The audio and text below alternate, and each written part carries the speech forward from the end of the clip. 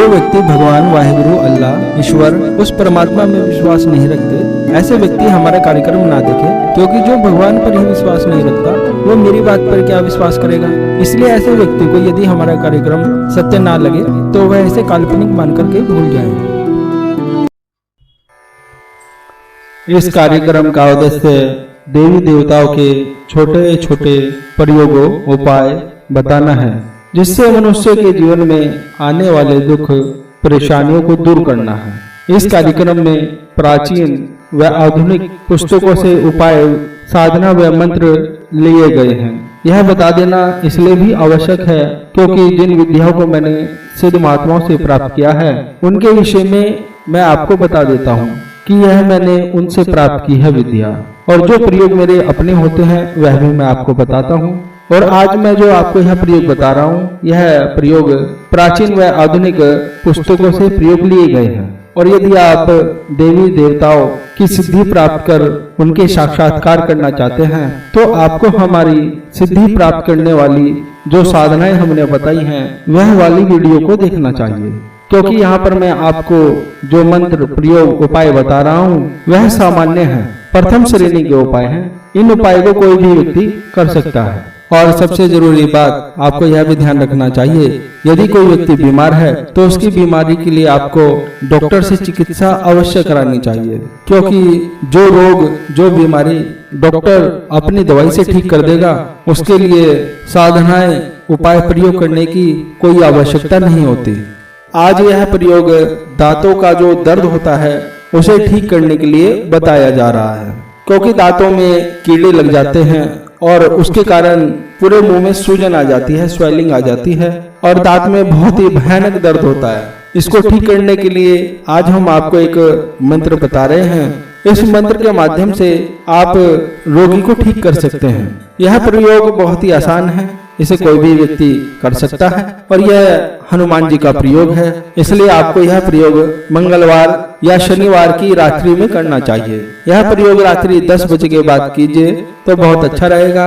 यदि आपके पास में लाल वस्त्र है तो वह पहनकर आप प्रयोग को कर सकते हैं, और यदि लाल वस्त्र नहीं है तो आप कोई भी कपड़े पहन सकते हैं, लेकिन काले और नीले रंग के वस्त्र आपको नहीं पहनने हैं। आपको उत्तर दिशा की ओर मुख करके पूजन करना चाहिए या पूर्व दिशा की ओर भी मुंह किया जा सकता है। पूजन करने के लिए आपको भगवान हनुमान जी का सुंदर चित्र अपने सामने लगा लेना चाहिए और सर्वप्रथम अपने परम पूज्य गुरुदेव का पूजन करना चाहिए और गुरु मंत्र का कम से कम 21, 51 या 108 बार मंत्र का जाप करना चाहिए। उसके बाद में आपको श्री राम और अपने इष्ट देवता का पूजन करना चाहिए और अंत में आपको हनुमान जी का पूजन करना चाहिए। जब आप अच्छे से पूजन कर लें उसके पश्चात आपको यह जो स्क्रीन पर मंत्र दिखाया जा रहा है इस मंत्र की 3 माला मंत्र का आपको जाप करना है और यह प्रयोग मात्र 21 दिन का प्रयोग है और 21वें दिन आपको इसी मंत्र से 108 बार हवन कर देना चाहिए, जिससे कि साधना में सफलता की संभावनाएं बहुत ज्यादा बढ़ जाती हैं। तो इस प्रकार से आपकी साधना सिद्ध हो जाएगी। और जब भी आपको इसका प्रयोग करना है इसके लिए आपको एक नीम की टहनी लेनी है और नीम की टहनी के ऊपर आपको इसी मंत्र से कम 51 या 108 बार पहले आप उस नीम की टहनी पर मंत्र को पढ़ दीजिए और फूंक मारिए, तो यह टहनी आपकी एक सिद्ध टहनी बन जाएगी, लकड़ी बन जाएगी। और जब भी कोई व्यक्ति आपके पास में आता है और उसके मुंह में दांत में दर्द होता है तो इसी टहनी जो लकड़ी आपके पास नीम की है मंत्र पढ़ते हुए इसी लकड़ी से उसके दांत को छुआइए, मतलब मंत्र पढ़िए और इस लकड़ी को उसके दांत में छुआइए जहां पर दर्द है, मंत्र पढ़िए फिर लकड़ी को दांत से छुआइए। इस प्रकार आपको कम से कम 21 बार 51 बार मंत्र का जाप करना चाहिए और टहनी को दांत पर छुआना चाहिए और फूंक मारनी चाहिए। तो आप देखेंगे कि व्यक्ति को होने वाला दर्द तुरंत ही रुक गया है। मैं आपको साधनाएं सिखा रहा हूँ, बता रहा हूँ, तो आप मुझसे भी यही सवाल आकर के कर सकते हो कि क्या आप हमें कोई छोटा मोटा चमत्कारिक अनुभव करा सकते हो। लेकिन आप यह ध्यान रखना, जो भी व्यक्ति मुझसे आकर के यह बोलता है कि क्या आपके पास में शक्ति है या कुछ इस प्रकार का, तो मैं तो सबको एक ही बात कहता हूँ कि मैंने अपने जीवन में कोई शक्ति प्राप्त नहीं की, सिद्धि नहीं प्राप्त की। ना ही मेरे पास में कोई अलौकिक शक्ति है, ना ही मैं कोई गुरुजी, बाबा जी या बहुत बड़ा ज्योतिष आचार्य हूँ। मैं तो एक आप ही की तरह एक सामान्य व्यक्ति हूँ, आप ही की तरह। लेकिन आप मेरे पास में आए हो तो हम मिल करके भगवान की पूजा उपासना करेंगे।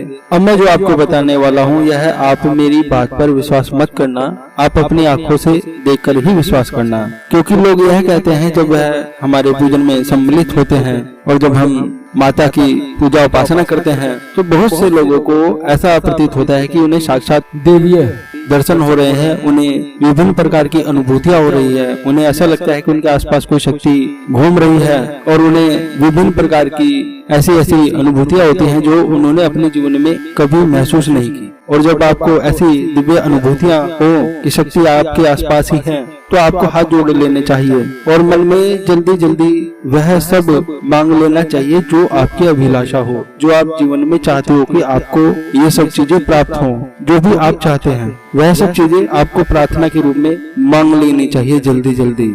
और यदि आपको किसी भी प्रकार की कोई भी दिव्य अनुभूति, चमत्कारिक अनुभूति ना हो तो आप समझ जाइएगा कि सच में ही मैंने कुछ नहीं किया। और जब मैंने कुछ नहीं किया तो फिर मेरे बताए प्रयोग को करने से क्या लाभ है, मेरी बताई साधना को करने से क्या लाभ है, मेरी किसी भी बातों को बताने का क्या लाभ है, उसे आप बिल्कुल मत करिएगा। लेकिन मैं फिर भी आपको यही कहूंगा कि यदि आपको कोई भी दिव्य अनुभूति हो, कोई चमत्कारिक शक्ति के दर्शन हो तो इसका ज्ञान मुझे नहीं है। मुझे नहीं पता आपको कैसे दर्शन हो रहे हैं, कैसे अनुभूतियां हो रही हैं। मैं तो एक सामान्य आदमी हूँ। यदि आपको शक्तियां दर्शन दे रही हैं तो इसका अर्थ यह है कि आप एक अच्छे आदमी हो, अच्छे इंसान हो, आपकी आत्मा शुद्ध है, सात्विक है, आप एक सच्चे मनुष्य हो। ये हो सकता है क्योंकि जब गुरु परंपरा के अंतर्गत व्यक्ति साधना को सीखता है तो उसके पूज्य गुरुदेव उसे यही निर्देश देते हैं कि आपको कभी भी अपने मुख से यह नहीं बोलना है कि आपके पास में शक्ति है, सिद्धि है, आपने उच्च कोटि की शक्तियाँ प्राप्त की है। ऐसा कभी नहीं बोलना चाहिए। इससे अहंकार का भाव उत्पन्न होता है और उसी से ही पतन हो जाता है। और आपको मालूम है अहंकार तो रावण का भी नहीं रहा, तो हम तो कुछ है भी नहीं अभी। आपको सभी सुख प्राप्त हो ऐसा मैं आशीर्वाद देता हूँ। आगे भगवान शिव की इच्छा। शंभु महादेव भोलेनाथ।